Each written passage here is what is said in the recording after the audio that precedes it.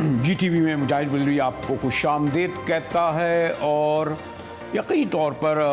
जो सियासी हलकों में, अवामी हलकों में, अदालतों में, दफ्तरों में, बल्कि ज़बान खल्क पर एक ही सवाल है, और वो ये कि जो 14 अगस्त को अगर असम्बलियाँ तहलील होती हैं, यानी उसमें कोई 33 दिन रहते हैं या 34 दिन रहते हैं, तो क्या वो होंगी?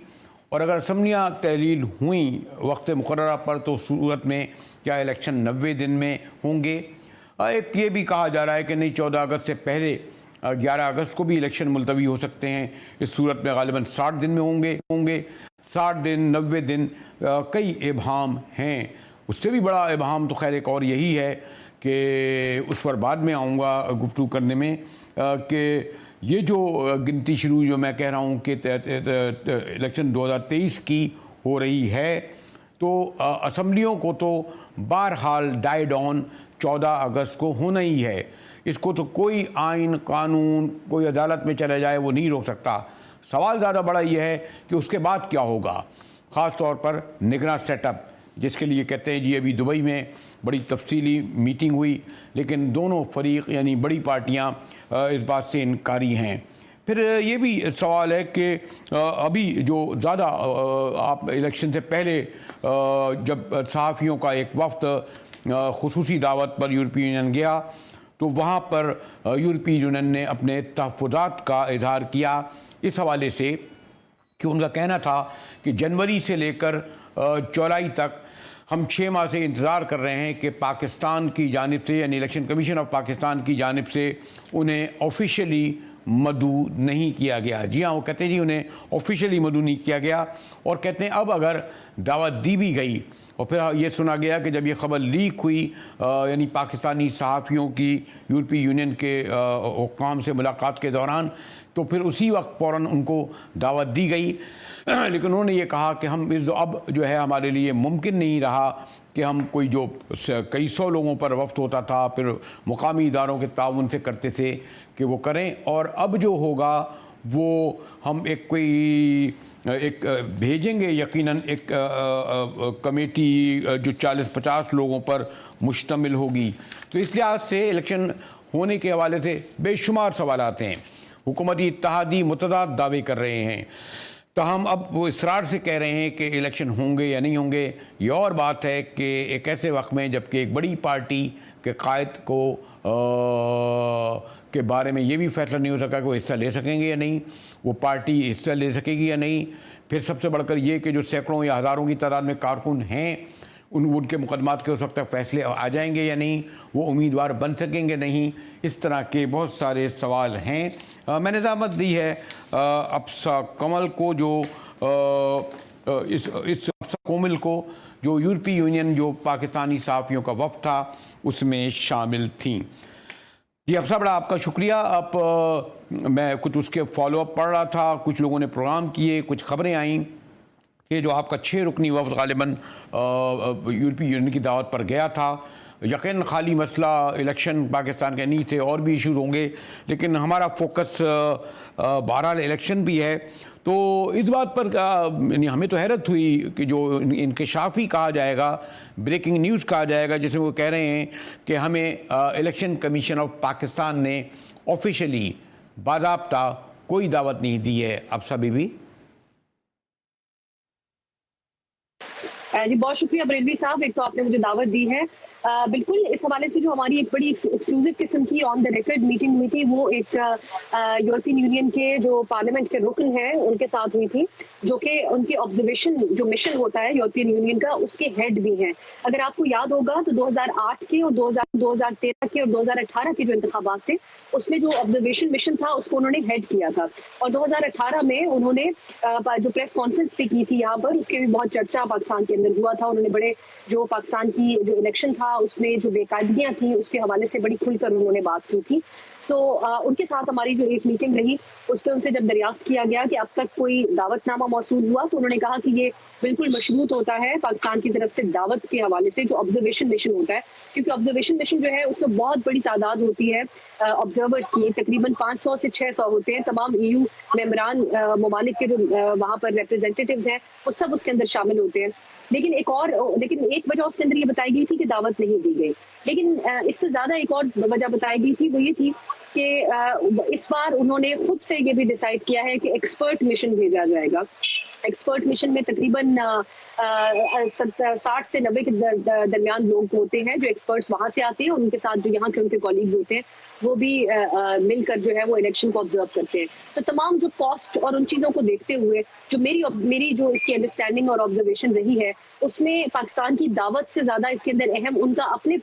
एंड से इसको फैसला करना था कि इस बार वो एक्सपर्ट मिशन भेजेंगे इंस्टेड ऑफ ऑब्जर्वेशन मिशन। सो ये वो बात है जो दरियाफ्त करने पे वहां पर हमें मालूम हुई।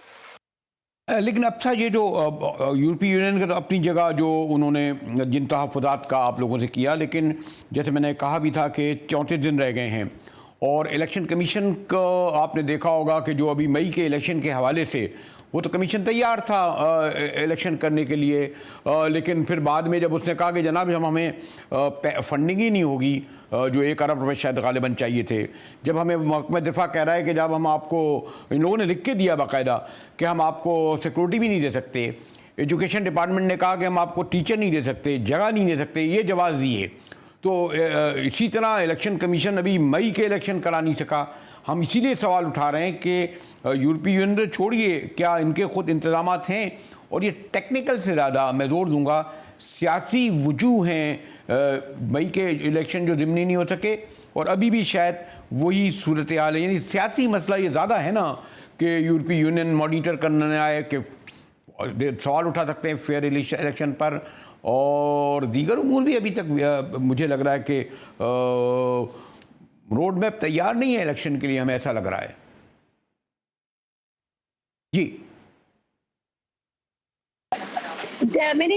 ये ब्रेवी साहब जैसे ये बात वहां पर हुई और हमारे कुछ कॉलीग्स ने इसको रिपोर्ट किया, तो उसके बाद जो है वो पाकिस्तान की तरफ से भी एक बयान जारी किया गया था जिसमें कहा गया था कि हम इसका फॉर्मल इनविटेशन जो है वो यूरोपियन यूनियन को भेज रहे हैं। तो उससे पहले हमें ख्याल यही, जिस तरीके से आप बात कर रहे हैं कि जो यहाँ पे पॉलिटिकल सिचुएशन और अनसर्टेनिटी रही अराउंड इलेक्शंस, क्योंकि अब तक आप और मैं ये बात कहने की पोजीशन में नहीं है कि अभी भी अपने मुकर्ररा वक्त पे इलेक्शन होगा या एक दिन पहले असेंबली तहलील करके उसको मजीद 90 दिन के लिए एक्सटेंड किया जाएगा। सो ये एक सूरत हाल मेरे ख्याल से एक वजह रही जिस चीज़ का अंदाजा हुआ हमारे पाकिस्तान के पॉइंट ऑफ व्यू से, कि जैसे ही ये खबर रिपोर्ट होना शुरू हुई तो उसके बाद इनको इन्विटेशन के लिए के हवाले से एक प्रेस रिलीज भी यहाँ पे जारी की गई कि हमारी तरफ से इशू किया जा रहा है। दूसरा मैं ये कहना चाहूंगी कि जो इलेक्शन और हमारा एज पर कॉन्स्टिट्यूशन इंतखाब पाकिस्तान के होना, इसके ऊपर एक काफ़ी जोर दिया गया है। ये जो हमारी वहाँ पर मुलाकातें रही, क्योंकि अमूमी तौर पे वहाँ पर GSP प्लस जो है वो एक सबसे मेन एक डिस्कशन थी अराउंड पाकिस्तान और जो बाकी कंट्रीज है जो अवेल करते हैं GSP प्लस का स्टेटस। लेकिन उसको भी आप जानते हैं कि उसको भी वो भी मशरूत है पाकिस्तान के अंदर गवर्नेंस के साथ, पाकिस्तान के अंदर जो राइट्स होते हैं, बिलखुसूस लेबर राइट्स जो होते हैं उनके हवाले से, जो हम लोगों को अपने रिफॉर्म्स करने हैं फाइनेंशियल, इन तमाम चीज़ों के अराउंड। सो यहाँ पर भी एक डिस्कशन थी इस चीज़ के अराउंड कि पाकिस्तान के अंदर इलेक्शन क्या तो एज पर कॉन्स्टिट्यूशन अपने वक्त पर होंगे या नहीं। सो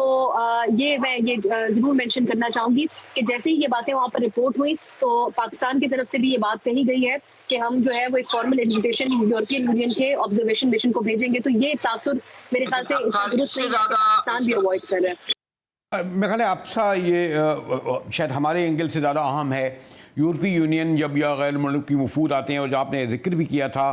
कि वो यहाँ पर एक बाकायदा अपनी ब्रीफिंग देते हैं कि कितने फेयर थे, कितने फ्री थे, पोलिंग पे क्या सूरत हाल थी, या पास के हर इलेक्शन के बाद अपनी एक वो रिपोर्ट जाने से पहले एक रिपोर्ट भी देते हैं। अब सवाल ये है कि इस वक्त आपने जो अनसर्टेनिटी का जिक्र किया, बहरहाल ये एक हकीकत है कि एक पार्टी के कायद जेल में हैं, एक पार्टी के कायद जो हैं वो ऑफिशियली ऐसा करार दिया जाता है कि कलअदम हैं वो उनकी पार्टी, और वो ख़ुद ना उस तरह आ सकते हैं मेन स्ट्रीम पर, उनके कारकुन जेलों में हैं। तो क्या यूरोपीय यूनियन के दायरे इख्तियार में आएगा कि वो ये देखें कि वो तमाम लोग जो इलेक्शन पार्टियां इलेक्शन लड़ रही हैं उनको आज़ादाना लेवल प्लेइंग फील्ड दी जाएगी, उनके कारकुन खड़े हो सकेंगे, कैंपेन कर सकेंगे, मुहिम चला सकेंगे। और फिर ये भी है ना कि जो फ़ौजी अदालतों में जिनमें मुकदमे चल रहे हैं और जो जिस तरह के खौफनाक इल्ज़ामात उन पर हैं, उस सूरत में वो इस बात के अहल होंगे भी या नहीं कि वो कंटेस्ट कर सकें या न कर सकें, उस पार्टी का कायद कंटेस्ट कर सकेगा या नहीं करेगा, वो पार्टी हिस्सा ले सकेगी नहीं ले सकेगी। तो फिर तो ये तो सॉरी टू से अगर ये जो मैं बातें कह रहा हूँ ये तो प्री पोल रिगिंग हो गई, तो क्या यूरोपीय यूनियन को ये राइट होगा कि अगर उनका जो आप कह रही हैं वफ्द यहाँ आएगा या उनका लोग वो इसको भी फॉलो करें, इसके भी मिनट्स भेजें? अब ज़रा सवाल तवील हो गया, लेकिन गालिबन पूरा मैंने आपको, और वो उसका वो भी इम्पोर्टेंट है जो आपने जिक्र किया कि आपकी गुफ्तगू खाली इलेक्शन के हवाले से नहीं बल्कि G+ के हवाले से भी हुई। जी अफसा। जी बिल्कुल बरेली साहब, ये बड़ा क्रूशल मामला है, आप बिल्कुल दुरुस्त फरमा रहे हैं। मैं इन जो हमारी एक एक्टिविटी 6 दिन के लिए रही और मेरे साथ पाकिस्तान के सीनियर सहाफ़ी यहाँ पर मौजूद थे, तो उसके हवाले से एक बात ये कह सकती हूँ कि हमारी जितनी डिस्कशंस रही वो बैनुल अक़वामी सतह के ऊपर जो पाकिस्तान के लिए चैलेंजेस हैं उनके अराउंड ज़्यादा रिवॉल्व की हैं। जो पाकिस्तान की ये मामलात हैं 9 मई के तनाजुर में और एक पॉलिटिकल पार्टी PTI के अराउंड रिवॉल्व करती हुई जो सियासी सूरत हाल है वो हमारी डिस्कशंस में कुछ बहुत ज़्यादा शामिल नहीं रही है, बल्कि इस हद तक मैं ये स्पेसिफाई करके कह रही हूँ कि जो पाकिस्तान की डोमेस्टिक सियासत है वो एक हद से ज़्यादा यहाँ पर डिस्कस नहीं हुई। यहाँ पर रूस और यूक्रेन का जो तनाज़ा है वो ज़्यादा ज़ेर बहस रहा, उसके क्या असरात हो रहे हैं फूड इनसिक्योरिटी के हवाले से, फिर जो EU के डेवलपमेंट प्रोजेक्ट्स हैं पाकिस्तान के अंदर। लेकिन सबसे मेनली जो हमारे इंटरेस्ट की बात है आपके और हमारे, वो पाकिस्तान का GSP+ का जो स्टेटस है उसके ऊपर सबसे ज्यादा बातचीत रही है। जैसे कि हमारे लोग जानते हैं ये बात कि ये जो यूरोपीय मार्केट्स में पाकिस्तान जैसे 9 तरक्की पजीर जो ममालिक हैं वो GSP+ के स्टेटस के अंदर आते हैं,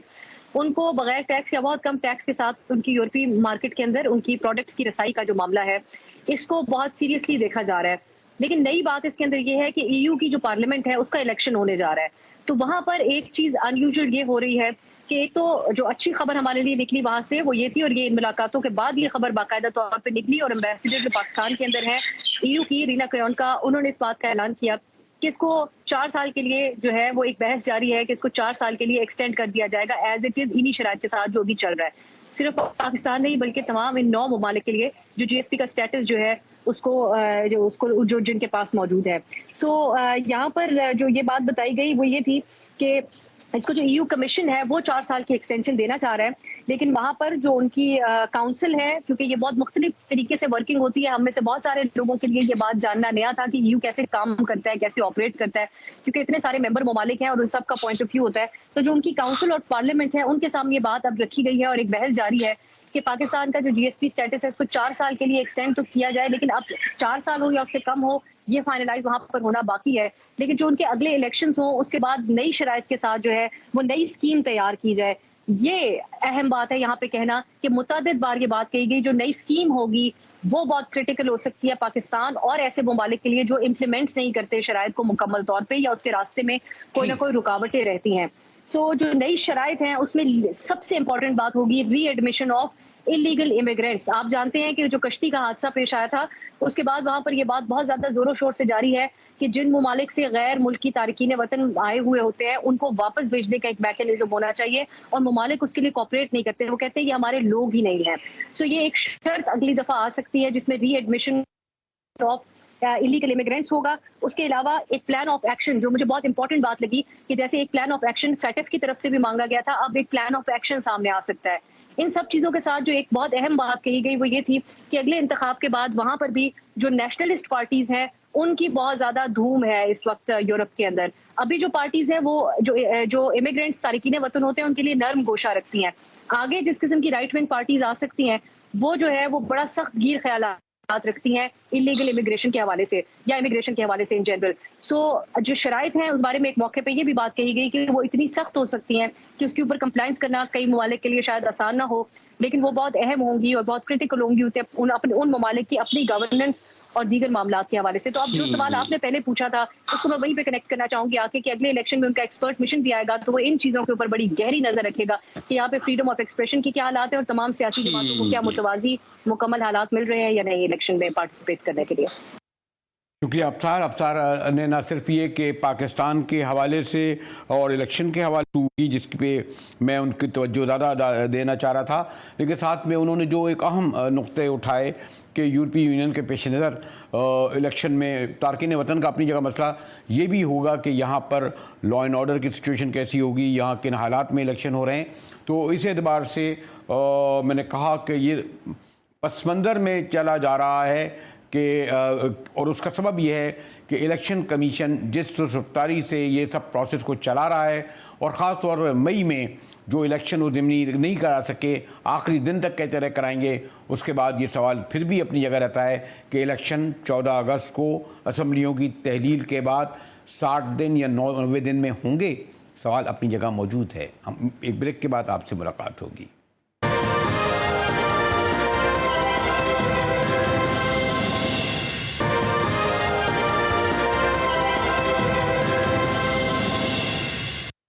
GTV में एक बार फिर मुजाहिद वली आपको खुशामदीद कहता है और अब हमारे साथ हैं इलेक्शन कमीशन के साबिक सेक्रेटरी अफजल खान साहब। और सवाल यही है बुनियादी कि क्या 11 या 14 अगस्त को कौमी असम्बलियाँ तहरीर हो जाएंगी। आइनी कानूनी माहिरीन का कहना है कि इसके लिए किसी हुक्मनामे की ज़रूरत नहीं है, बल्कि ये डाई डाउन यानी खुद ब खुद ये असम्बलियाँ 14 अगस्त को तहरीर हो जाएंगी अगर हुकूमत ने असम्बलियाँ डिज़ोल्व की या नहीं की। इसीलिए शायद ये कहा जा रहा है कि राना सल्लल्लाहु की जानिब से और हुकूमती तारियों की जानिब से कि वो 11 अगस्त को भी असम्बलियाँ डिज़ोल्व कर सकते हैं, जिसके सबब उनको शायद 90 दिन मिल जाएं, वरना 14 अगस्त को कराते हैं तो उन्हें 60 दिन में कराने पड़ेंगे। लेकिन ये सवाल मैंने कहा ना, क्योंकि हुकूमती दावे मुतज़ाद हैं, इसलिए ये अपनी जगह सवाल रहता है कि इलेक्शन 60 दिन में होंगे या 90 दिन में होंगे। उससे बड़ा सवाल तो खैर बहरहाल ये होगा कि निगरान सेटअप पहले तो लीडर ऑफ द अपोजिशन के ताउन से हो रहा था, जो मौजूद ही नहीं है असम्बलियों और कौमी असम्बली में। ये और बहुत सारे सवाल के लिए बड़े माहिराना राय रखते हैं हमारे खान साहब। शुक्रिया खान साहब, आपने वक्त निकाला। खान साहब, आपको यकीन है कि अब जब गिनती शुरू हो गई है और 33 या 34 दिन रह गए हैं, असम्बलियाँ डिज़ोल्व हो जाएंगी, इलेक्शन 3 माह में हो जाएंगे? खान साहब बिल्कुल बड़े वाज़े शवाहिद हैं और मैं आपके साथ शेयर करना चाहता हूँ कि हम जब भी जनरल इंतखाबात कराते हैं उससे पहले 2-3 चीज़ें हमेशा हो। सबसे पहले ये होता है कि हम अपनी वोटर लिस्टें हैं इनको एग्जीबिशन पे डाल देते हैं। तमाम वोटर्स को कहते हैं कि आके आपसे ये चेक करें इसको अपने वोटर लिस्ट। उसके बाद दूसरी बड़ी चीज़ ये होती है कि हम चूँकि इलेक्शन का कोई डेट हमारी नज़र से होता है वो असम्बलियाँ अगर आखिरी दिन तहरीर हो जाएगी खुद पपुत तो फिर 60 दिन के अंदर इलेक्शन होगा। उसके लिए भी प्लान होता है हमारे पास। और दूसरा प्लान ये होता है कि अगर चंद दिन पहले ये असम्बलियाँ तहरीर होती हैं, किसी के असम्बलियाँ विल डाई डाउन आफ्टर 12 अगस्त, ये असम्बलियाँ खुद खपत की ख़त्म हो जाएगी, फिर 60 दिन के अंदर इंतखाबात करना पड़ेगा। लेकिन लगता ये है कि इन्होंने चंद दिन पहले असम्बलियाँ तहरीर कर देती है ताकि इनको 90 डेज मिले। और एक और चीज़ जो मैं आप बता दूँ कि इस वक्त जैसे 13 जुलाई तो रात के दिन तक इन्होंने इलेक्शन कमीशन ने सारे पाकिस्तान से कहा है कि आप अपने ई रजिस्ट्रेशन कर सकते हैं। अगर अभी आपकी जो एज है 18 साल की और वो आपको 13 तारीख तक की होती है, वो आपसे वहाँ पे फॉर्म भर के हमारे जितने की पार्क में DEC के दफातर हैं डिस्ट्रिक्ट इलेक्शन ऑफिसर्स के, तो वहाँ जाके आपने वो फॉर्म दे देना है, जैसा फॉर्म 21 कहते हैं। तो ये भी एक इंडिकेशन है कि इंतखाबात की भी ये 3 रिक्विजिट्स। तीसरी बड़ी एक रिक्विजिट होती है कि हम पे PRO और ROs हैं, रिटर्निंग ऑफिसर और डिस्ट्रिक्ट रिटर्निंग ऑफिसर्स, वो चुनते या लेते इंतज़ामिया से या लेते हैं जुडिशरी से। तो उन तमाम भी के लिए हमें मास्टर ट्रेनर्स भी दोस्तों बताए कि क्या आप में टूल्स है और क्या आप में गोल्स है। तो वो ट्रेनिंग पिछले दिनों 3 दिन की थी। खान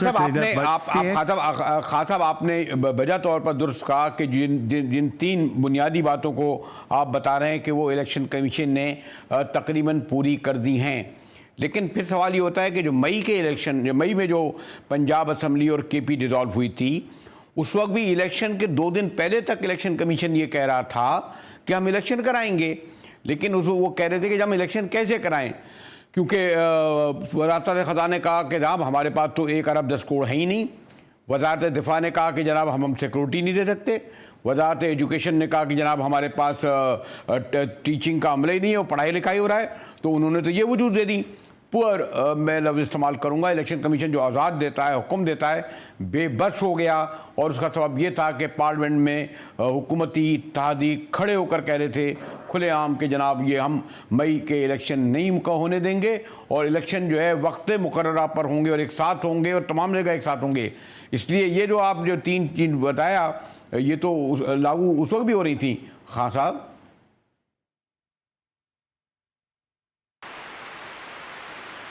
बिल्कुल आपने बात सही कही है। वो उस वक्त इलेक्शन से भागे तो पता है कि महंगाई जहाँ पे 14 महीने में महंगाई कहाँ पर हुई है, लाइन आर्डर और उसके अलावा जो इकदाम किए गए हैं वो तमाम पूर्ति हो गई। सब चीज़ें कुछ ना दबाने काम किया, उस सेहत कार्ड का तो बात आवाम में जो रिएक्शन है उसके खौफ से वो इत्तेहाद के नाम से भी भागते हैं। लेकिन अभी मैं आपको बता दूँ कि जो क्योंकि ये आए नहीं है, लाए गए हैं, उसमें CIA और CIA की ताकतें जो जाती है कि पाकिस्तान में का कोई एब्सोल्युटली यस वाला बता हो जो कि वो पाकिस्तान को चलाएँ, पाकिस्तान चलाते हैं। जबकि पाकिस्तान के अवाम में जो पार्टी मकबूल है, जो लोग मकबूल हैं, उनका भी सबको पता है। लेकिन अपने मुल्क के अंदर भी वो ममालिक वो अमरीका खाना जो इलेक्शन की जो शराइत हैं, मसलन ये कि मैंने कहा ना कि आप क्योंकि माशाल्लाह आपका इलेक्शन कमीशन से ताल्लुक़ है, इसके सियासी पहलू ज़्यादा हैं और मैं उसकी तफसील में नहीं जाऊंगा कि 14 अगस्त से पहले मियाँ साहब आएंगे या नहीं आएंगे। इसलिए नहीं आएंगे कि जैसे बंदियाल मौजूद हैं, वो सितंबर को रिटायर्ड होंगे। ये भी मशरूत किया जा रहा है कि जब वो आएँ तो करें। फिर आपने ये भी अच्छी टेक्निकल बात बताई कि जी 14 अगस्त का इंतजार नहीं करेंगे, चंद दिन पहले करें ताकि 90 दिन मिल जाएं। इसका मतलब सितंबर, अक्टूबर, नवंबर में इलेक्शन होंगे। बहुत सारे सवाल हैं इससे जुड़े हुए और वो खाली टेक्निकल यानी तकनीकी नहीं है इलेक्शन कमीशन वाले से, बल्कि सियासी नौइयत के हैं। खान साहब, अभी मैं बता रहा हूँ, देखिए बात यह है कि जो लोग ये हुकूमत लाए थे उसमें बाइडन साहब, बाजवा साहब और बंदियाल साहब की एक्शन थी। अभी बात यह है कि अब वो जो बाइडन साहब हैं, बाइडन साहब की अपने मुल्क पे जो रेटिंग है वो अलग बात है, लेकिन अपने मुल्क के लोगों को भी उन्होंने ये नहीं बताना होता कि हम दुनिया में हम खुद लोगों को क्रोनीज को लेकर आते हैं या डिक्टेटरशिप को सपोर्ट करते हैं। अब वो अपनी उनकी लोकल कंजम्पशन है उसके लिए भी वो चाहते हैं कि इंतखाबात हुए। तो इंतखाबात में 99% श्योर इंतखाबात होंगे। अब कैसे होंगे उसके ऊपर हम और आप इंशाअल्लाह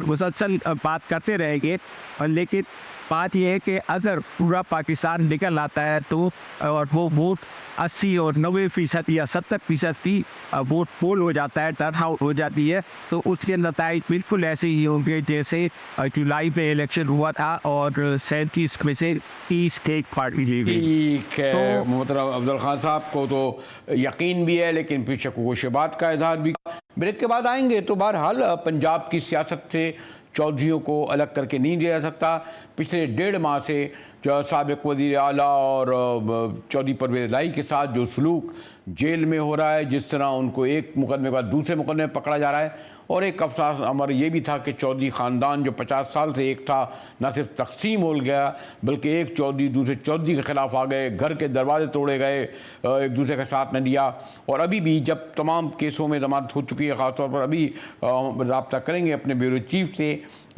फिर भी उनकी रिहाई की यही खबर नहीं आई है। और फिर कुछ लोग कहते हैं टेक्निकल बात ये कि बाद नमाज मगरिब यानी 7 बजे के बाद, खैर वैसे तो पाकिस्तान में सॉरी टू से बिन दहाड़े भी रहा किया सकता है, रात के पैर में भी पकड़ा जा सकता है, ये कोई ऐसी कानूनी बात नहीं है। इस पर गुफ्तगू करेंगे अरसलान भट्टी साहब से, मगर ब्रेक के बाद हमारे साथ रहिएगा।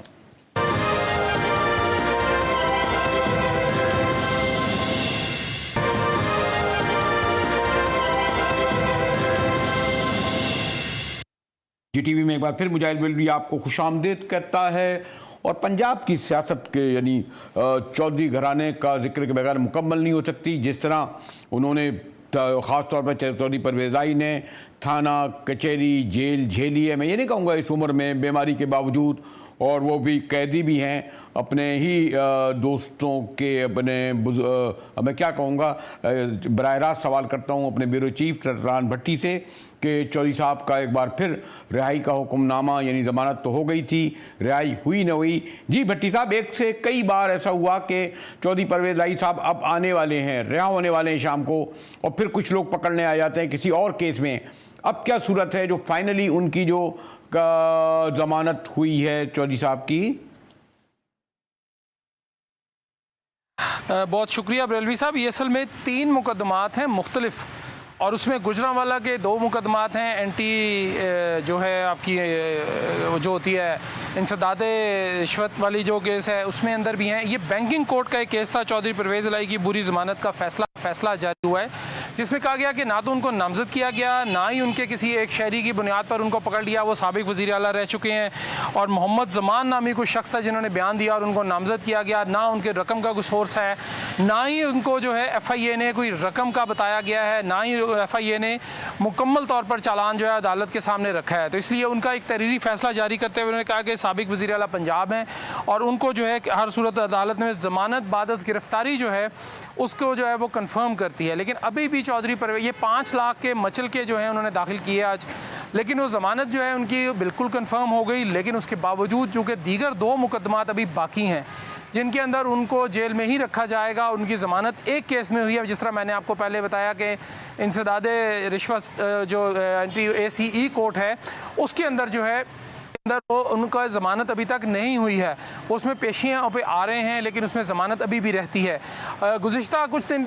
भी खबर आई थी कि ये गुज़िश्ता रोज़ के जी चौधरी शुजात की भी मुलाकात हुई चौधरी परवेज़ इलाही साहब से, और उन्होंने उनको मनाने की भी कोशिश की, अंदरूनी कहानी भी सामने आई है। अब देखना ये है कि चौधरी परवेज़ इलाही साहब जो हैं कितनी दिन और कितना अरसा जो है साबित कदम रहते हैं बतौर सदर पाकिस्तान तहरीक इंसाफ। भट्टी साहब गैर मामूली तौर पर, भट्टी साहब आप इस बात से, भट्टी साहब लेकिन ये तो है ना कि गैर मामूली तौर पर जोर देकर मैं कहूँगा कि परवेज़ इलाही साहब ने, मौसम भी ऐसा है कि 1.5 माह से,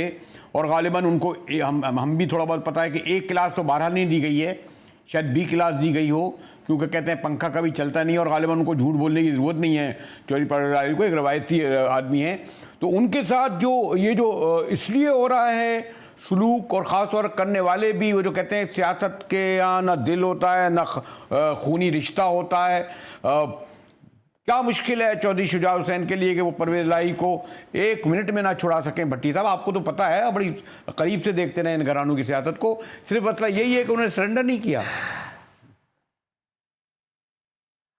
जी बिल्कुल ऐसा ही है, चूँकि जिन लोगों ने बरेलवी साहब आपने देखा कि प्रेस कॉन्फ्रेंस करते रहे और जो लोग जो हैं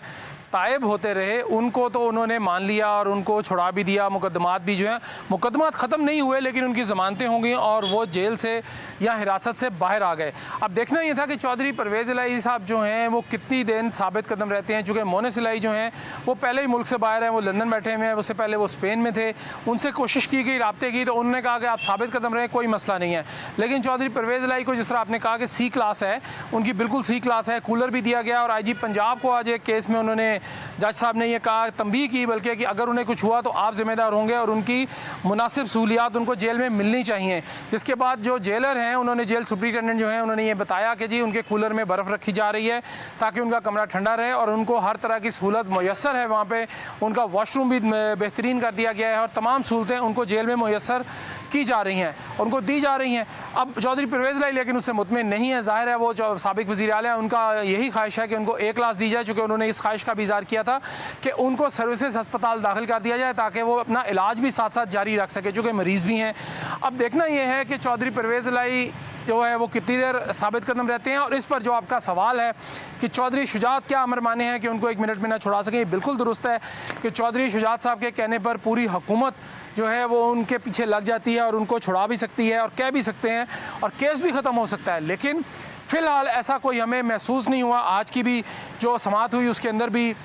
मैंने सुनी वहाँ पर, वो देखी अदालत में जाकर, तो उनका कोई मुझे महसूस नहीं हुआ कि क्या उनको छोड़ने की कोई पोजीशन है या छोड़ने की तरफ जा रहे हैं। जज साहब ने भी कहा कि ठीक है, कल हम FIA के जो DG हैं या FIA के जो करता धरता हैं इस केस में, जो उनके मुद्दई हैं, उनको बुलाया जाएगा, IG पंजाब को बुलाया जाएगा, और दीगर केसेस भी उनके जो हैं वो कल बुला लिए थे सबको, अरसलान भट्टी साहब बड़े तफसील से बता रहे थे। जेल रवाना कर दिया। शुक्रिया अरसलान भट्टी, बड़े तफसील से बता रहे थे। चौधरी साहब पे जो केसेस हैं, आपको इल्म है ना, यहाँ पे तो भैंस चोरी तक का इल्ज़ाम लग जाता है, बिजली चोरी का इल्ज़ाम लग जाता है, क्या क्या क्या इल्ज़ाम के तहत। और ये बात दुरुस्त है कि जितने भी लोगों की रिहाइयाँ हुई हैं, उन्होंने एक प्रेस कॉन्फ्रेंस करी और आराम से अपने घरों में पार्टी करने चले गए। चौधरी परवेज़ इलाही ने क्यों अभी तक इनकारी हैं। और चौधरी शुजात, यानी देखें कि कैसा खूनी रिश्ता, 50 साल का से भी ज़्यादा का, बल्कि उसमें 3 पुश्तों का, वो किस तरीके से बिखर गया। सियासत के दिल नहीं होता, लेकिन मुझे लगता है कि जो निगरां वज़ीर आला इनके उन्हें चिचा कहते थे, उनका शायद दिमाग भी 7वें आसमान पर है। इसलिए इस तरह के जाली मुकदमात के ज़रिए चौधरी परवेज़ इलाही को एक के बाद दूसरे, तीसरे, चौथे मुकदमे में गिरफ्तार करके दोबारा नज़रबंद कर दिया जाता है। और इंतहाई तकलीफदेह सूरत हाल में मुझे अफसोस से कहना पड़ेगा। के साथ ही GTV से मुजाहिद बेलरी को इजाज़त दीजिए।